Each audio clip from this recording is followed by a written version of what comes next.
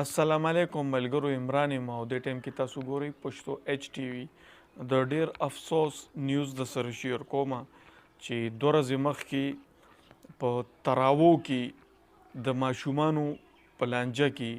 چې ماشومانو خپلو کې څه لانجه کړې او کې بیا یو تن راځي او ځان سره 10-12 ملګري راولي او بل تن شهید کوي. په چاکوانو والي دی او هغه په موقع شهید کړي. دا واقع شوی د تراوو کې او دا د ماشومانو په سر باندې لکه د ماشومانو سلانجه و یو پکې ماشوم بل والي بل داسې صدقه شو نو دوی دا هلک شهید کو. دا د 22 کالو وي او زه ډېر خفه یم په دې باندې. لکه دا مونږه سپیشلی پښتانه او مسلمانان لکه هغه پخواني چې کوم کافران و سره کافران چې خپلې لوریانې به ژوندی ښخولي نو زما په خیال دې دور پښتنو او مسلمانانو هغه کافران شاته پرېښو. دا ویډیو تاسو مکمل وګورئ. ورته راوتی دی خیال زمان دا یې والی یم دی او سیټ ته یې راوستی دی په چاقو باندې عظمت والی دی او په چاقو باندې لګېدلی یو ګزارې والا یو دوه په تشې و دې سیټ 2 ګزاره لګېدل.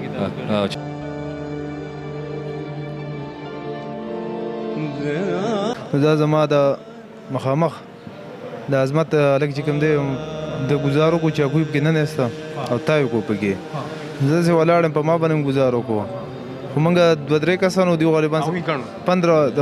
10 نه ولې د 15 پورې غالبا وخورې پته یې نه لګېده پکې زیات وو که نه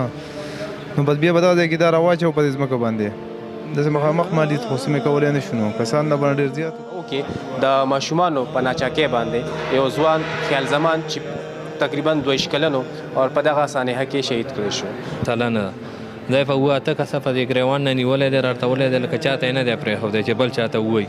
چې زموږ دا ورور څنګه والی دی د عظمته په دې کې دا آواز هم کړی دی چې راځئ کار وشو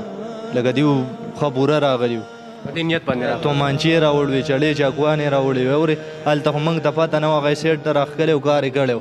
دا آواز یې کړی و چې راځئ کار وشو موږ ته وروسته پته ولګېده چې دا داسې چا ماشوم بګي آواز وکړو هلته هلک پروت دی په چاقو چاړی والی دی حاجي زه ورغلم مالګه دا محمود زیب دی دواړو کپړې یو شان دي سپینې حاجي زه ورغلم ما خیال زمان صحیح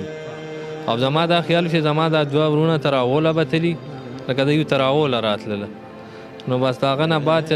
ما ته چې آواز وکړو چې دلته ماشوم پروت دی چې موږ راغلو زموږ ورور پروت و په چاقوانو باندې والی و بس په لاره باندې دا خبره کولې ما ته ویل ټیم لږ پاتې دی تیز شه لږه موږ رالو کور ته هغه چې دا ټیم لږ پاتې دی دا چې روژه ماتې لږ پاتې دی د دنیا ساعتونه لږ بس ټیم لږ پاتې و د هغه ټیم لږ پاتې و. د دوی پلار وفات شولو دا یتیمان پاتې شو او دا داسې پاتې شو چې دا د مزدورۍ نه و نو مور یې دا راویستلو چېرته سبق او چېرته کې د ګاډۍ کار او چېرته یو کار چېرته بل کار او حتی چې هغه داسې شو چې 4 ورځې ما دا واورېدل چې خیال چې کوم دی نو هغه د ملګرو سره روټۍ خوړلې ده د هغوی سره پیسې هم نه وي نو داسې حالات کې چې یو دینداره یو ایماندار او یو دیانتدار او یو سټوډنټ د کالج هغه ته پروټیکشن نشته د پاکستان کې په وړه خبر د ماشومانو یو معمولی خبره باندې یعنی هغه د ماشومانو په اخوا دی خوا چې هغه په دې موقع خبر هم نه دی چې وقوه څه شوی دی مخکې څه شر شوی دی او راځي او یکدم په هغه ته چاقوان ګزار کړي. دا ډېر افسوس مقام. زه بازاني دا ووایم په دې باندې چې لکه د روژې میاشت کې چې یو انسان صبر نه کوي او د ماشومانو په سر باندې مړې کوي نو ډېر د افسوس خبره ده. خو دا انسان نه دی دا ځناور دی چې څوک دا کار کوي او چا چې دا کار کړی دا ځناور دی. تاسو دا ویډیو خپلو ملګرو سره هم شیر کوئ چې دا کم ذلیله انسان چې دا حرکت کړی دی د دغه نوم څو ځل وشتو تصویر خو نه یې ښولی خو نوم یې وشتو چې دې خلکو ته ایکسپوز شي چې دا د اصلیت و چې په دونه وړه خبره باندې د دومره لوی قدم وشتو د ماشومانو په سر باندې.